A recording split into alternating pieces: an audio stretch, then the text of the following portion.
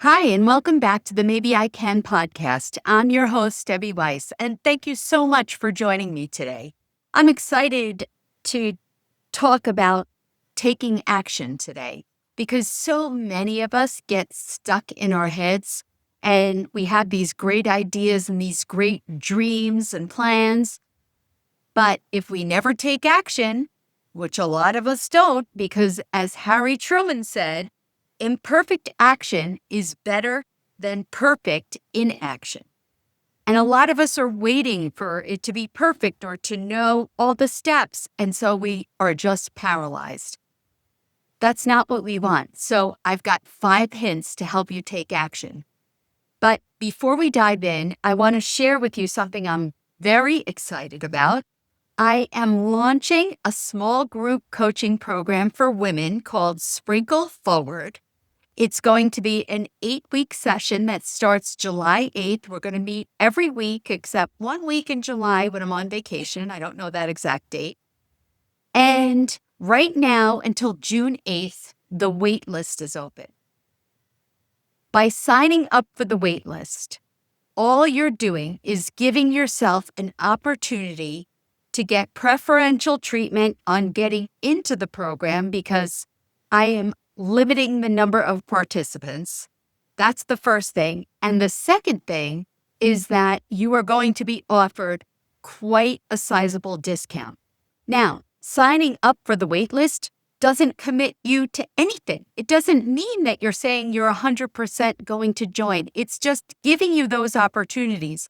So I'm really not sure why anyone wouldn't sign up for the wait list unless you're listening to this after June 8th. And in that case, I'm sorry, and hopefully the next time you'll listen and get on the wait list. But if you're listening and it's not June 8th, go over to my website right now, DebbieRWeiss.com. There'll be a little banner across the top and a pop-up. It'll give you all the information. You just put in your name and your email, and you're on the wait list. Okay, with that, let's dive in. 5 hints to help you take action. All right, first hint, my favorite actually, to help you take action is join or create an accountability group. Accountability it increases your follow-through when you show up, when you know that someone's counting on you. And the reason that I say this is my favorite is because anytime I have had real success, it has been because I was part of an accountability group.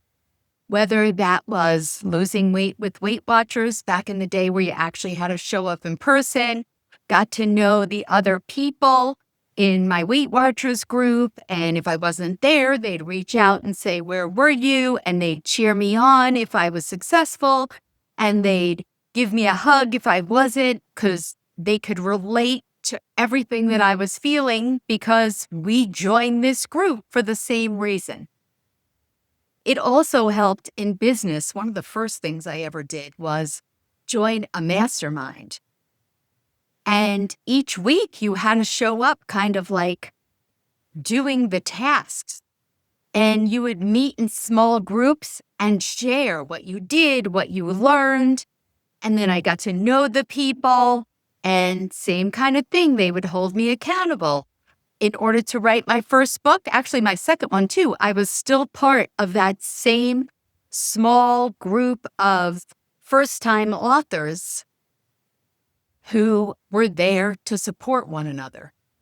And when you showed up and you didn't do what you said you were going to do the week before, you didn't do the challenge or the homework, it wasn't like anyone berated you because you know what?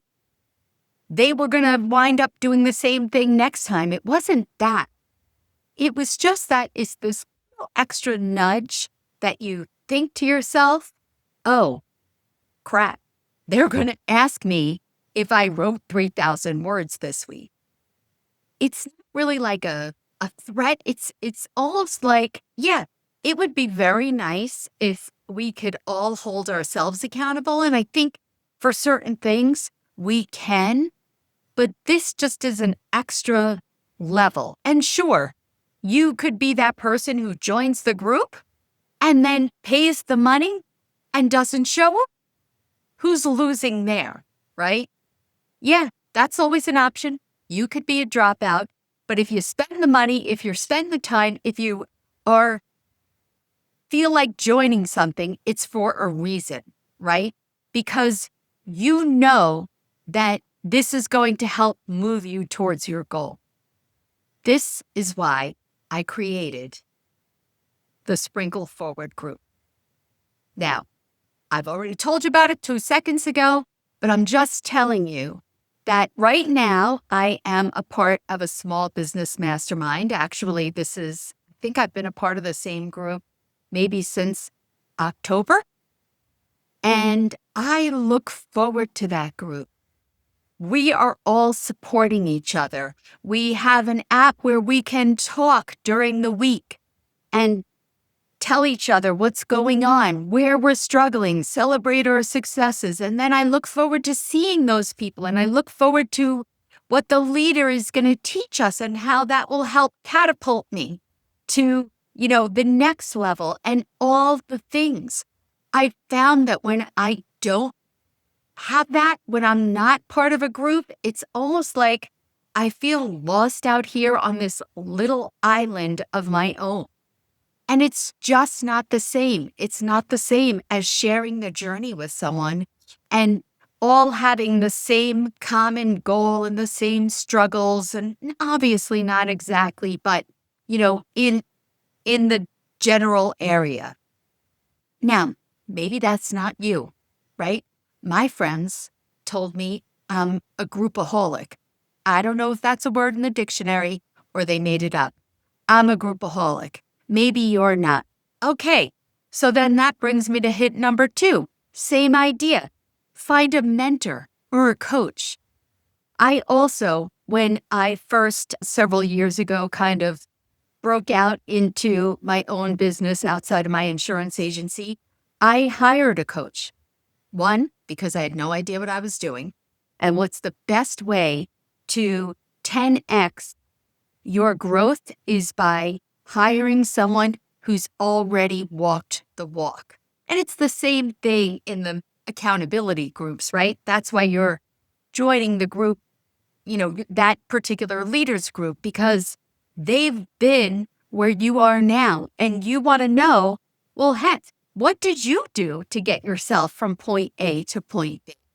And that's the idea of the mentor or the coach, where you work with them one-on-one. And it's still that same accountability, whether you're showing up every week and meeting online or in person or, every other week, whatever it is, if you're just messaging back and forth, if they're sending you check-ins, whatever it is, it's another level. It's someone else that you're sharing what your goals are.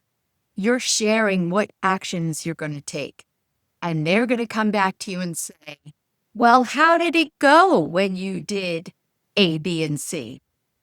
And if you didn't do it, you're going to have to tell them so. And having that level of accountability, it creates a little more sense of urgency within each of us. It's human nature, right? So, number 1, join an accountability group.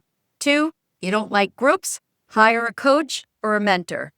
3, celebrate your small micro wins. I'm going to use my writing a book as an example.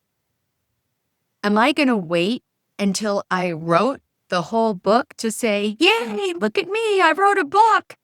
No way. Every day when I was writing that book, I would schedule in a time for me to write, whether it was 10 minutes, 40 minutes, an hour, whatever it was. And every day that I stuck to that schedule, I pat myself on the back because you know what? I showed up and I did the work. And some days I would sit there and stare at the screen, my fingers on the keyboard, not knowing what to write. But I showed up and eventually something would come to me. And a lot of times there were days where what came was not the best, but now I knew what I didn't want to. And the next day or the day after, I could change it. But it was celebrating those small wins. Just like when I was doing Weight Watchers, I celebrated every week that I actually showed up for the meeting, whether or not I lost weight, because I was not and am not a steady loser. I'm a slow loser. I'm what they call a turtle. It takes me a really long time. So most weeks, honestly, I did not lose weight, but I showed up, and that was a win. And if you wait until you hit that big goal to celebrate, you probably won't make it, because it takes a long time to reach that big goal. So we deserve to give ourselves credit for those small steps that we're taking along the way. Okay, number 4, similar to number 2, tell someone your next step. So you don't want to hire a mentor, you don't want to hire a coach, tell someone else. Tell your friends, tell your family. Saying it out loud, it creates clarity and commitment. Now, I'm not sure if you've heard this story before, but if so, I'm going to tell it again. I used to smoke cigarettes. Yep. Many, many years ago, just when it was starting to become common knowledge that smoking was not good for you. And I loved smoking cigarettes. And in my mid-20s, I was like up to about a pack and a half a day. And it was just around then that it was like, oh no, I know eventually I'm going to have to quit, but not now, because I didn't want to, because I loved it. And I was young and I felt invincible. And then I got mono. And I got sick so badly that I actually had to go out on disability from my job. And I remember I was sitting on the edge of my bed smoking a cigarette, because yes, back in those days, we all smoked in the house. It was ridiculous to think you couldn't smoke in your own house. And I was smoking a cigarette and I was hacking up a lung and thinking to myself, I'm not even enjoying this. What am I doing? So I said, okay, it's 9 o'clock in the morning. I'm going to play a little game with myself. I'm not going to smoke until 1 this afternoon, 1 p.m. And 1 p.m. rolled around, and I had no desire to smoke a cigarette. So I said, great, let's see how long I can extend it. And then I set a new goal for 5 p.m. and I made it that long. And then I made it until bedtime. And the next thing you know, I woke up the next morning and it had been almost 24 hours since I smoked a cigarette. 3 days later, I still had not smoked a cigarette. And then I started to think about it. I will never, let's hope that I will never have another head start like this, that it was kind of easy because I was feeling so crummy. I know I eventually have to quit. Maybe I should take advantage of this head start and just quit. And I thought, nah, I don't know about that, because once I start feeling better, I'm really going to want to smoke. So nope, I told no one. No one had any idea that I hadn't had a cigarette in 3 days. I kept it to myself because I was not yet committed. And I knew that if I put it out there, everything would change. It wasn't until day 6 days I hadn't smoked. And I said, that's it. I'm doing it. And I started. I told my mother and I told my brother and I, started telling my friends and my coworkers and whatnot. And of course, once I felt better, it did get really difficult. But I knew I had already come so far. I just couldn't turn back. And that was 35 years ago. 35 years ago, I have never had another drag of another cigarette, because I know that if I did, even though it probably make me feel sick and give me a headache, I might want to start smoking again, because I did love it. It wasn't until I said it out loud that I knew. it was going to happen. Hint number 5, start small. You don't have to begin. You don't have to know all the steps. That is why so many of us get frozen. You have a dream. You have a goal. You don't know all the steps to get there. And let me tell you something. Even if you think you know all the steps to get there, I can guarantee that something will happen that will change that journey. But that journey won't happen unless you actually step off the curb. It's not, you've got to start. You've got to start somewhere. And like I said, I went to Weight Watchers, and when I went back the last time where I lost a lot of weight and have now maintained it, instead of going there and saying, every week I'm going to lose 1 to 2 pounds as, this is your weekly average, whatever the heck they say in their little disclaimer, I'm not even going to try to lose weight, because I've tried that before.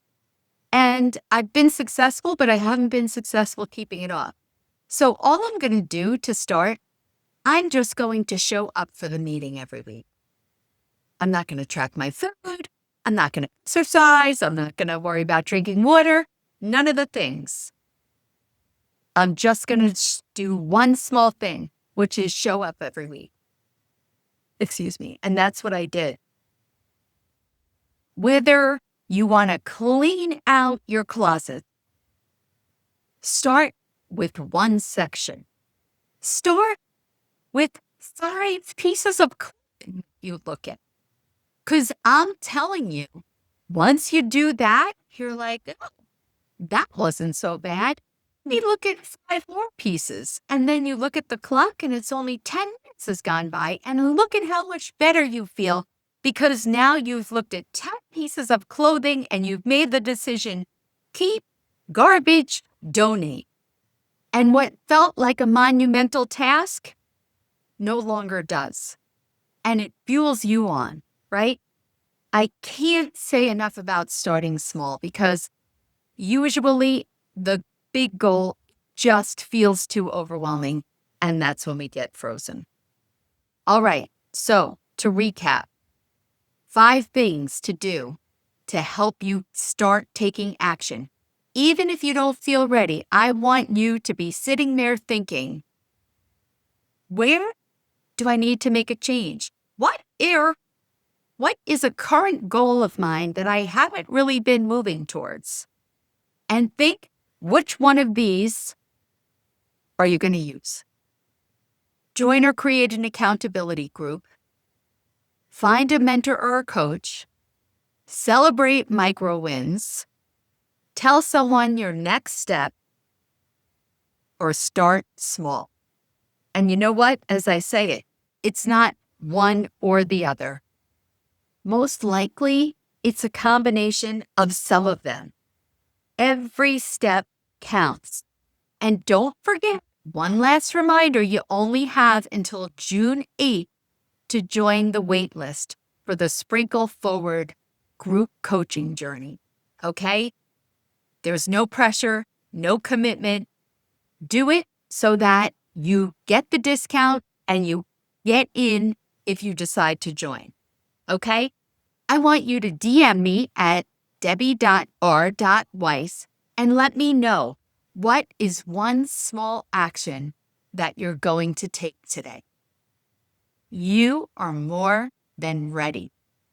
You might not think, but you are more than ready to take action.